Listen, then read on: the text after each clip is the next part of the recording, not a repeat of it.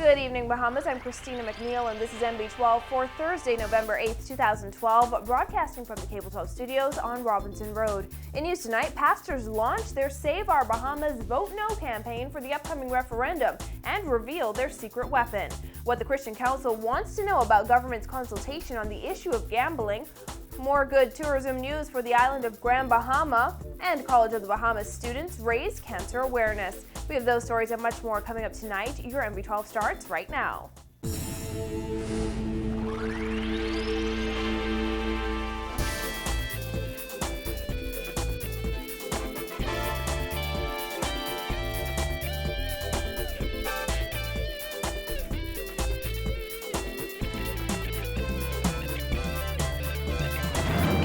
Joining us. With less than a month to go before the gambling referendum, religious leaders are appealing to the public to make financial contributions to their Save Our Bahamas Vote No campaign. Like web shop operators, they also plan to erect billboards and produce ads encouraging Bahamians to vote no. Officials say Save Our Bahamas has already received donations from prominent Bahamians and major companies.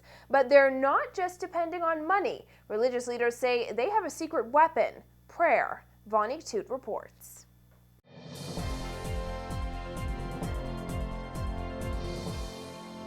The Save Our Bahamas Committee has printed and distributed thousands of these pledge forms in hopes that members of the public, particularly business owners, will help to fund their Vote No campaign. Save Our Bahamas, which comprises of church leaders from throughout the country, is going up against a coalition of web shop operators who have already begun erecting Vote Yes billboards, touting the benefits of the numbers business.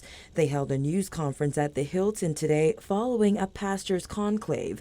The newly formed committee is encouraging concerned Bahamians to donate whatever they can, and for businesses to donate $100 to $5,000. If you are a business owner and you can see with your own low productivity at your business, you're seeing how your employees are being destroyed by gambling, and you want this thing dealt with, we want to encourage you to join us.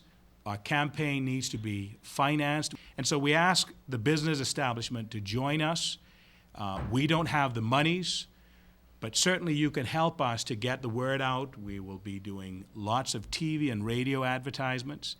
We will be doing newspaper advertisements. Pastor Lyle Bethel says they've already received donations from prominent Bahamians and major companies. He says they have a stellar team of bankers who will manage donations to ensure that money is well spent and accounted for. President of the Bahamas Christian Council, Reverend Ranford Patterson, did not disclose how much money they hope to raise, but noted that the church has already spent thousands of dollars on its anti-gambling campaign. However, he made it clear they're not just relying on money to get their message out there. I really can't say we've spent a lot of money thus far. We are going to do our songs, we're going to do the t-shirts, we're going to do the advertisements. They are all a part of our campaign. We also have another weapon that none of our speakers mentioned. We have the audience of our churches every Sunday that we are going to use to get our message out.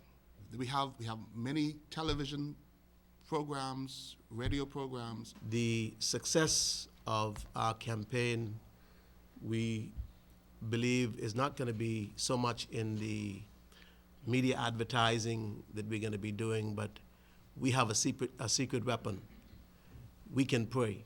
Save Our Bahamas has also launched two websites, SaveOurBahamas.com and VoteNoBahamas.com, which seek to educate the public on the dangers of gambling. The committee's launch comes less than a month before the December 3rd referendum.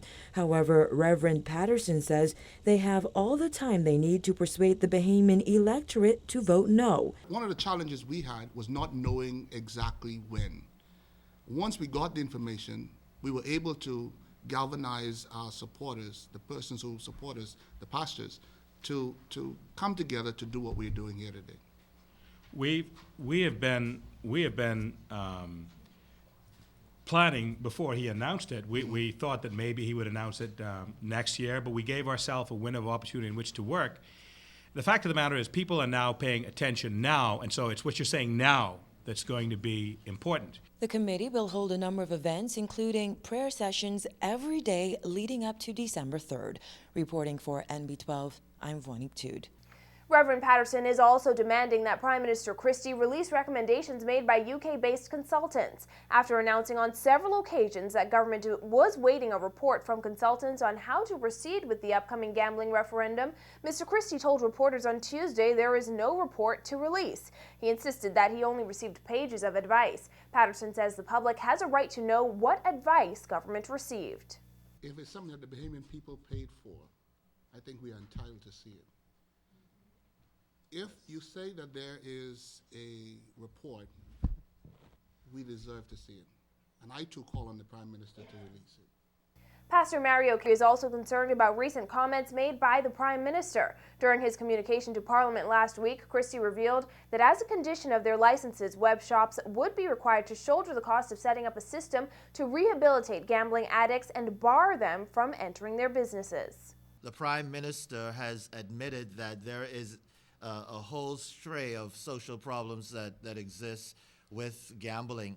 Hence the reason why he has proposed that if this, in the unlikelihood that if this law is passed, that some funds be set aside for the rehabilitation of gamblers.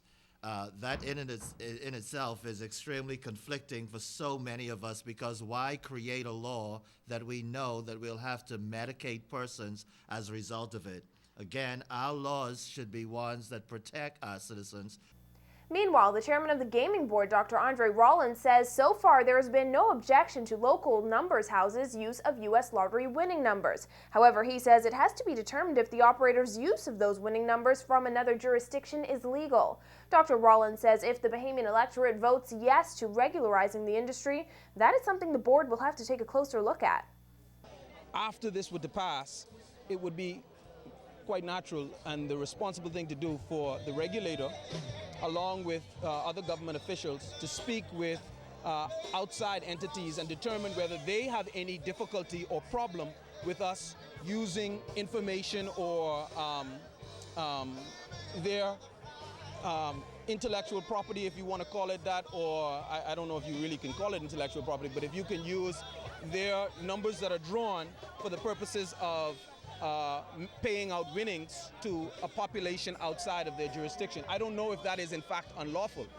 We also want to ensure that there is compliance. If we have to speak with external jurisdictions to know whether we are in conformity with what is legally allowed, we have to do that. And so we could be told that it is fine if that is something that we're to contemplate, or that it is not acceptable. Dr. Rollins says he trusts the judgment of the Prime Minister. However, he also encouraged the country's leader to provide more information before the referendum, including how a regulated numbers industry would operate.